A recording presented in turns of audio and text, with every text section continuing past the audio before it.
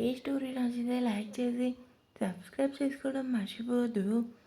ఏడుస్తూ సూర్యుని గట్టిగా హత్తుకుని ఆ రోజు జరిగిన సంఘటన గుర్తు రాగానే హిందూ ఒళ్ళంతా చెమటతో తడిసి వణుకుతో స్పృహ తప్పి సూర్య ఎదపై వాలింది. హిందూ హిందూ ఏమైంది అంటూ కంగారుగా లోపల ఉన్న రెస్ట్ రూమ్కి తీసుకెళ్ళి బెడ్ మీద పడుకోబెట్టి ఫేస్ మీద వాటర్ చల్లాడు.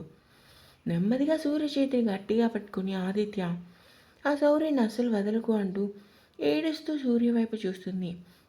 హిందూ పక్కన కూర్చొని తన తలను తన ఒడిలో తీసుకొని, చూడు హిందూ, నువ్వు ఇంకా అస్సలు ఏడవకు. ఆ సౌర్యకి నరకం అంటే ఎలా ఉంటుందో చూపిస్తాను. వాడు ఎంతగా నిన్ను కోమలిని బాధ పెట్టాడో అంతకుమించి రెట్టింపు వాడు బాధపడేలా చేస్తా. కానీ నువ్వు ఇలా బాధపడితే నాకు ఎవరు ధైర్యం చెప్తారు హిందూ? నెమ్మదిగా పైకి లేచి, లేదా ఆదిత్య, నేను బాధపడను, కానీ చివరిగా అక్కని ఆఖరి చూపు కూడా చూసుకోలేకపోయా, అదే బాధ. అంతే కదా, అమ్మ నాన్న కూడా ఆ శౌర్య ఏమైనా చేస్తాడేమో అని భయంగా ఉంది. హిందూ నువ్వు అస్సలు దిగులు పడకు. అత్తయ్య మామయ్య ఏం కాదు, నీకు తోడుగా నేనున్నాను. చీకటిగా మారిన నా జీవితానికి కోమలి వెళుతూ వెళ్తూ ఒక వెలుగు నా జీవితానికి ఇచ్చింది. కానీ నేను నిన్ను కూడా బాధ పెట్టాను, నన్ను క్షమించు హిందూ. ఆదిత్య ఫేస్ని చేతిలో తీసుకొని, ఆదిత్య, నువ్వు ఇలా బాధపడితే ఎలా? చూడు, నువ్వు అప్పుడున్న పరిస్థితిలో అలానే రియాక్ట్ అవుతావు. ఎందుకంటే నీ మనసులో ఉంది అక్క, తన దూరం అయిందన్న కోపంతో అలా చేసావు. నువ్వేంటి, ప్రాణంగా ప్రేమించిన అమ్మాయి దూరం అయితే ఆ బాధ నిజంగా మాటల్లో చెప్పలేము ఆదిత్య. అవును హిందూ, నిజంగా నరకం. కానీ చనిపోయిన చివరి శ్వాసలో కూడా కోమలి నా జీవితం కోసం, నా సంతోషం కోసం ఆలోచించింది. కోమలి చివరి కోరిక కోసం నా కోసం నువ్వు నరకం అనుభవించావు అంటూ కన్నీరు కారుస్తారు బాధగా. ఆదిత్య ప్లీజ్ ఇంకేడవకు, నువ్వు ఏడిస్తే ఎలా అంటూ సూర్య వైపు చెంపల మీద ఉన్న కన్నీరు తుడుస్తుంది. నెమ్మదిగా హిందూ ఒడిలో తలపెట్టుకొని శౌర్య కోసం ఆలోచిస్తాడు. సూర్య తల నిమురుతూ, అమ్మ నాన్న ఎక్కడ ఉన్నారు? మిమ్మల్ని చూడాలనుంది. ఎన్ని రోజుల వరకు మీరు ఏమైపోయారన్న బాధ ఇప్పుడు ఎక్కడ ఉన్నారో అని తెలియదు. దేవుడా, అమ్మ నాన్న నువ్వే కాపాడు అంటూ ఆలోచిస్తూ ఉంది సూర్య. ఇంత అన్యాయం ఎలా చేశావు శౌర్య? అసలు నీ విషయంలో నేను ఏ తప్పు చేశాను? కోమలిని చంపావు, హిందూకి నరకం చూపించావు. అసలు ఎందుకు ఇదంతా చేశావు? నీ చెల్లిని ఎందుకు హిందూని చంపాలనుకుంది అని ఆలోచిస్తూ ఉన్నాడు. కాసేపు ఆలోచించి ఒక నిర్ణయానికి వచ్చి, హిందూ నేను బాగానే ఉన్నాను, నువ్వు ఇంటికి వెళ్ళు. సరే ఆదిత్య. హిందూ ఏమైంది డల్గా ఉన్నావు?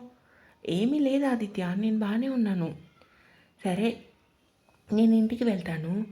హిందూని హక్ చేసుకొని, నాకు తెలుసు హిందూ నువ్వు అమ్మ నాన్న కోసం బాధపడుతున్నావని, తొందరగా అత్తయ్య మామయ్యని తీసుకొని వస్తాను. హిందూ నువ్వు ఇంకా బాధపడకు. అవును హిందూ, గాయత్రి బొమ్మ ఎక్కడ ఉంది? అమ్మమ్మ ఊరు వెళ్ళింది ఆదిత్య, రామాపురం. అవునా, మనసులో నేను అర్జెంటుగా బామ్మని కలవాలి. సరే హిందూ నువ్వు జాగ్రత్తగా ఇంటికి వెళ్ళు, నేను ఆఫీస్ వర్క్ అవగానే వచ్చేస్తాను. సరే అంటూ హిందూ వెళ్ళింది. ఇంతలో ఫోన్ రావడంతో కాల్ రిసీవ్ చేసుకొని, చెప్పు సంజయ్. సూర్య, ఆ శౌర్య ఇంకా వాడి చెల్లి ఇండియా వస్తున్నారు. అవునా, సరే నేను చెప్పించే అంటూ సంజయ్ ఒక ప్లాన్ చెప్పాడు. సరేరా, అదంతా నేను చూసుకుంటాను, నువ్వు చెప్పినట్లే చేస్తాను అంటాడు. సరే ఇంకో విషయం, నువ్వు ఆ పని అవ్వగానే కాల్ చేయి, ఆ తర్వాత ఏం చేయాలో నేను చూసుకుంటా. సరే ఉంటాను. సరే అని కాల్ కట్ చేసి ఫోన్ చేసి లోపలికి రమ్మని చెప్తాడు. ఏమైందిరా అర్జెంట్గా రమ్మన్నావు? బాబాయ్ నాకు చిన్న పని ఉంది, ఈ మీటింగ్ నువ్వు ఆకర్షణ చూసుకోండి, ఏమన్నా ఇంపార్టెంట్ అయితే హిందూ కాల్ చేయి, నేను బయటికి వెళ్తున్నాను. సరేరా. ఈ ఆకాష్ ఏడి? వాడి క్యాబిన్లో అస్సలు కనిపించలేదు. ఏంటి బాబాయ్ ఆలోచిస్తున్నావు? ఆకాష్ కోసమా? అవునరా, వాడు ఎక్కడికి వెళ్ళాడు? ఆఫీస్కి వచ్చాడురా, కానీ వాడి క్యాబిన్లో అయితే లేడు. వాడు నాకు తెలిసి ఇప్పుడు క్యాంటీన్లో సంధ్యతో కలిసి ఒకే కప్ కాఫీ ఇద్దరు షేర్ చేసుకుంటూ తాగుతారు. వాడు అక్కడే ఉంటాడు, వచ్చేస్తాడు. సరే బాబాయ్ నేను వెళ్తున్నా. సరేరా జాగ్రత్త అంటాడు చారి. ఏమైంది హిందూ, వాడు టిఫిన్ చేశాడా? చేశారు నన్నమ్మ. అవునా, సరే ఇల్లారా అని నీ చేతి గోరింటాకు పెడతా. నాకెందుకు నాన్నమ్మ, ఇప్పుడు ఏం ఫంక్షన్ లేదు కదా. ఎందుకు? ఫంక్షన్ అయితేనే పెట్టుకోవాలన్న రూల్ ఉందా? ముందు నువ్వు వెళ్ళి చీర మార్చుకొని చుడిదార్ వేసుకోరా, అలానే నాన్నమ్మ అంటూ పైకి లేచి వెళ్తుండగా, అరే అమ్మ తొందరగా రండి, నాకు ఇక్కడ పెళ్లి చేసుకోవాలని ఉంది. మీరు తొందరగా ఇండియా వచ్చి మంచి సంబంధాలు చూసి నాకు పెళ్లి చేయండి. నెమ్మదిగా రూమ్ డోర్ తెరిచి నిషా వైపు చూస్తుంది. నవ్వుతూ లోపలికి రా అన్నట్టు చేయి చూపించి ఫోన్ మాట్లాడి కట్ చేసి చెప్పు. హిందూ, నాతో ఏమైనా మాట్లాడాలా? లేదు నిషా, నిజంగా నీకు పెళ్లి చేసుకోవాలని ఉందా? అవును హిందూ, సాంప్రదాయబద్ధంగా నాకు పెళ్లి చేసుకోవాలని ఉంది. అందుకే అమ్మ నాన్నని ఇక్కడికి రమ్మని చెప్పా. నవ్వుతూ అంత అర్జెంటుగా పెళ్లి చేసుకోవాలి ఎందుకు? ఎప్పుడు లేనిది. నీకేంటి తల్లి, నీకు అలానే ఉంటుంది. ఏ వయసులో చేసుకోవాల్సిన పనులు ఆ వయసులో చేసుకుంటేనే బాగుంటుంది. ఈ వయసులో కాకపోతే ముసల్దాన్ని అయ్యాక చేసుకోవాలా పెళ్ళి? నవ్వుతూ సరదాగా అన్నాను నిషా.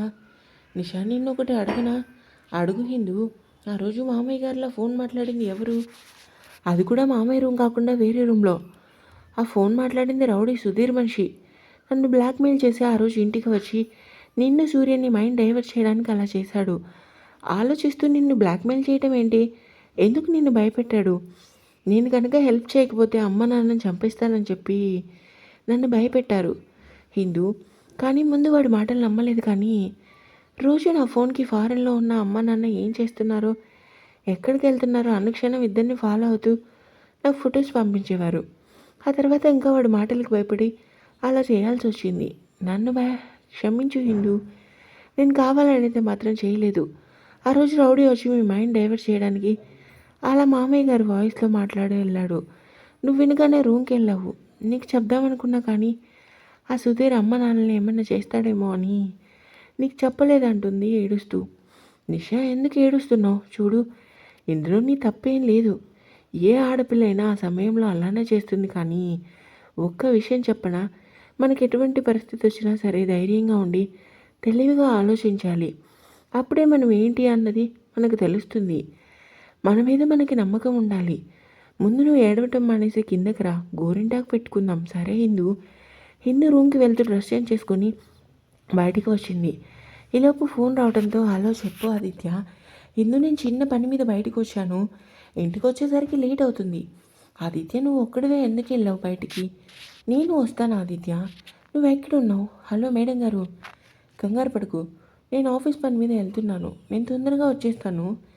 నువ్వు కంగారు పడుకు, నాకేం కాదంటూ కాల్ కట్ చేశాడు. ఏంటి మనిషి, కొంచెం కూడా మాట వినడు. సాయంత్రం ఇంటికి వస్తావు కదా, అప్పుడు చెప్తాను నీ పని అనుకుంటూ ఉండగా ఫోన్ మెసేజ్ వచ్చింది. సారీ, నీకు చెప్పకుండా బయటకు వచ్చాను. నేను తొందరగా వచ్చేస్తాను, నువ్వు కంగారు పడుకు. లవ్ యూ బుజ్జి అని సూర్య మెసేజ్ చేశాడు. వీటికేం తక్కువ లేదా అనుకుంటూ సాయంత్రం వస్తావు కదా, అప్పుడు చెప్తాను నీ పని అంటూ మెసేజ్ పెట్టింది.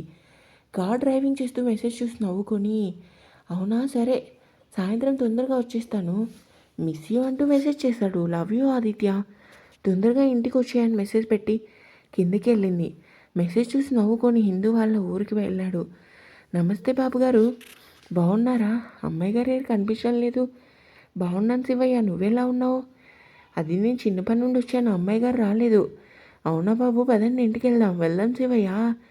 గాయత్రి బామ్మగారు ఎక్కడున్నారు? గుడిలో ఉన్నారు.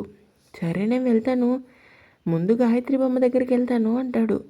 అలానే బాబుగారు కార్ పార్క్ చేసి ప్రశాంతంగా ఉన్న గుడి ఆవరణంలోకి అడుగుపెట్టాడు.